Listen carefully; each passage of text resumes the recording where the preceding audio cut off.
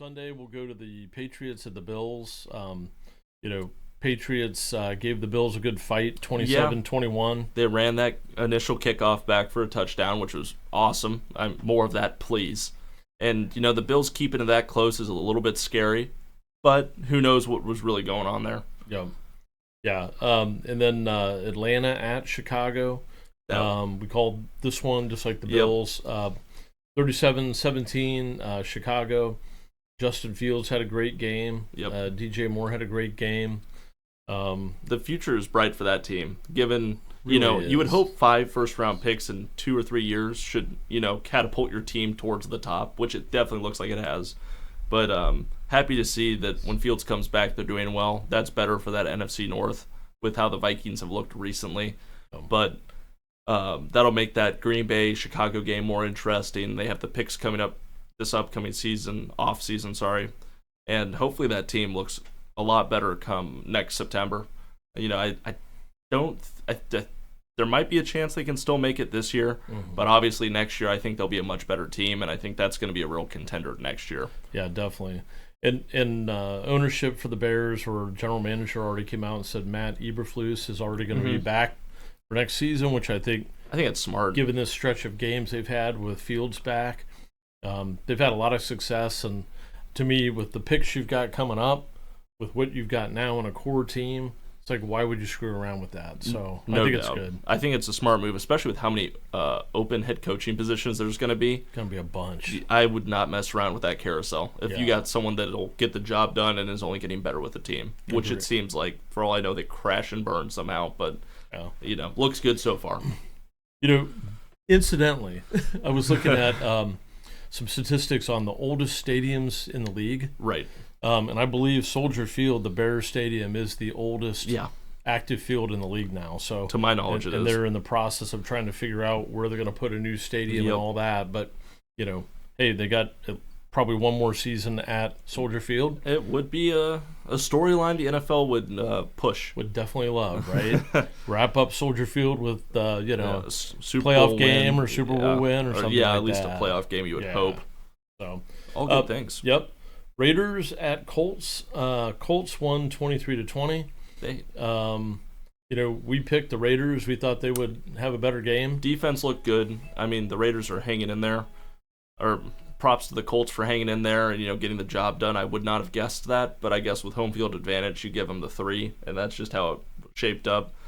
But the Raiders team is no joke, and the Colts have not looked amazing recently. Yeah. So it was only a matter of time probably where they fell off one, but shame for them, because if the Chiefs would have blown that other game, they might have been in. Yeah, pretty wild though. Good on the Colts. Colts pull it out 23-20.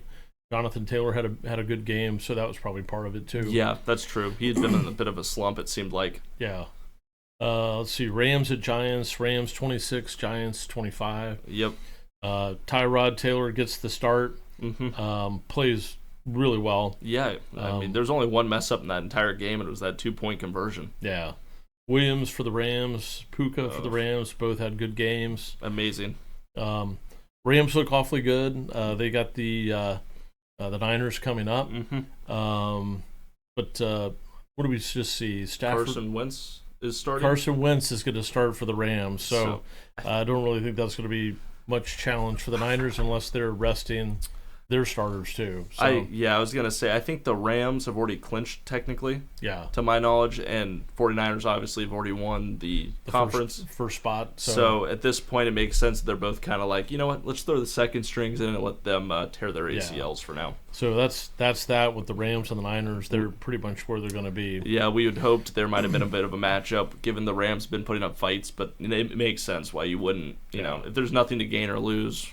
Why even throw Stafford, who's 38 or whatever, however old he is at this point, chance him getting hurt somehow. I was listening to Charlie Weiss on NFL Network Radio this week, and the other broadcaster on with him, I can't think of his name, but he was talking to Charlie and saying, yeah, but you rest your starters, you play your starters, what do you do, right? Yeah, that's always been a debate. And he said momentum and this kind of thing, and Charlie Weiss said, there is no momentum. Momentum is what the next pitcher brings you.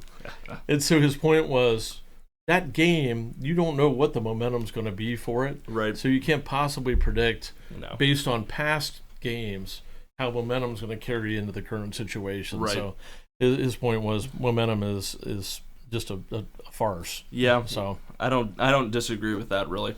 So one team that does not have momentum right now is the Philadelphia Eagles. That's a problem over there. This was an awfully exciting game, but if you're not an Eagles fan, the Cardinals beating the Eagles 35-31 in big comeback fashion. That was a wild game to watch.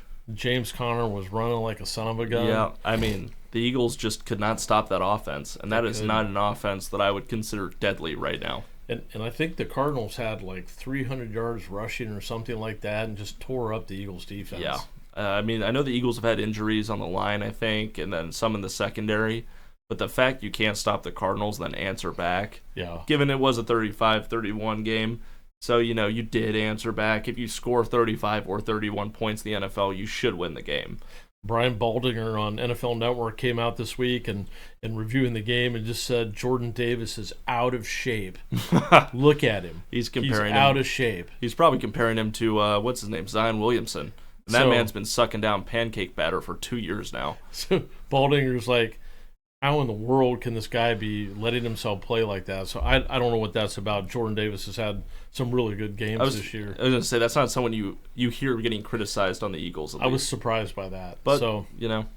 A.J. Brown came out today and said, I do not have an issue with Coach Sirianni. So they're trying to patch it up, but is it too far gone at this point? Yeah. Possibly. And it feels like once Sirianni's coaches both went to the Colts and what was the other team we talked about? Cardinals. Yeah. Once the offensive coordinator went to head coach at the Colts, and once his defensive coordinator went to go coach at the Cardinals, I think they really lost a step that they weren't going to realize till, I guess, this point. I wouldn't say I would ever know when that would strike, but there's been comments from, I think, Jason Kelsey about sloppiness, a lack of accountability, and you have to wonder if Sirianni's so caught up in these play calling that he's lost the fine details along the way with figuring out new coordinators and whatnot, and it's just now blowing up. Yeah, because this has been quite the fall of Rome for them. And this started probably 5-6 weeks ago. Yeah, because you started to notice like Sirianni didn't have the emotional charge. Remember last year and early in the season, he's always excited, enthused, animated, and to me, even in games that they won, he didn't seem stoked. He seemed relieved. Right. And so you could see the change, and it's got to be the play calling for the offense on him. It's a lot of stress, no doubt. More stress, and he's just trying to get through it, and it just looked more like that than. So the energy is just sucked out of him. Yes, I think. And this is no hate to the Eagles, more questioning. But it also has to be asked, is he trusting the coordinators? Does he not trust the coordinators? Is he, taking on too much responsibility and now it's happening? But who knows? Again, these are going to be questions we hear about in 10 years on ESPN's 30 for 30 for the fall of the Eagles or some dumb shit. Probably, yeah. But it'll be interesting. I'm curious to see if they bounce back, which I think they very well could. And I could also see them burning. Playing the Giants, and the Giants are looking awfully good. So that's going to be a tough game for them, I think. As far as I know, given I don't have the draft order off the top of my head and how close it is, but I don't think the Giants have much to lose. I think the difference is between the Giants and the Chargers, and that's the 5th and 6th draft spot at the moment. Oh, no kidding. Huh. So that'll be interesting to see. I would love to see the Giants beat the Eagles, because then going into the playoffs, they're dead. They would have lost 5 of 6 going into the playoffs then, I think. Yep, so they would. Nuts. Who knows? Saints had Tampa Bay. We called this one right. Yeah. New Orleans 23, Tampa 13. Baker did come back and make a game of it, which we were happy to see that. Shout out, Matt. The Stooges get one right once in a while. But, the Saints somehow, at Tampa, which is odd. It feels like the Derek Carr moment. Yeah. It really does, where, why do they need to win? They need to win this game. Don't think they will, and they win it with ease. Yeah. Kind of. Minus Baker coming back at the end, but yeah, exactly. 49ers had Commanders. Pretty pretty just a normal day at the office for the Niners. I think some people thought the 49ers would blow them out more. I kind of thought too, but at the end, it's the same result, honestly. Yeah, 27-10 on the road, coast to coast. That's a solid win. Yeah. The Panthers at the Jaguars. The Jaguar or the Panthers owner getting busted for throwing drinks on Jaguar fans. Fined $300,000, by the way. But did you see his statement as well? No. He didn't say sorry. He just acknowledged that he should have let security deal with it. Oh, gosh. It was a whole thing. I mean, he clearly doesn't regret it. He's pissed off. I mean, you lost to the second-string quarterback on the Jaguars. I'm not saying they should have won the game because it was like 27-0. Yeah, 26-0. 26-0. Yep, and not only that, but this guy has personally had his hand on all the decisions. Yeah. So this offseason, it's a little raw right now for him. I understand. I think this was his first season with the team as the owner. So you get the whole emotion of it. First year owner. Yeah. It makes sense. I don't really blame the guy. He kind of walked into a barrel fire as it was. Props to you for buying a terrible team at the moment, but also it sounds like he needs to start investing more into maybe what's the word? GM or something. Yeah, people that help make decisions personnel. and start to take over those decisions, so you can just back away. Yeah, definitely. At least in your first few seasons, because I wouldn't run in there as a rookie and just start handing out cash like it seemed he did. Yeah. Miami at Baltimore. Baltimore 56, Miami 19. Miami, loses Chubb for the season. Waddle did not play in this game for Miami. Baltimore just annihilated them. That's all you can say. I mean, listen, I said it last week. I'll say it again. Tua is garbage.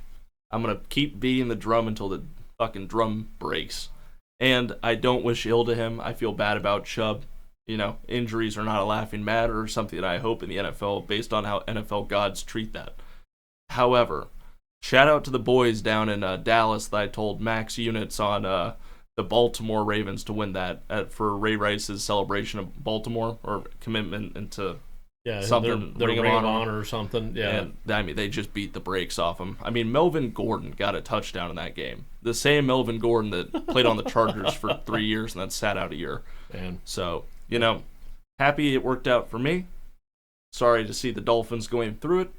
We'll see if they have it this week later. Tough times for them, for sure. I mean, that's ugly. I mean, that was almost 40 points, 41 points. That's brutal. That's a tough situation.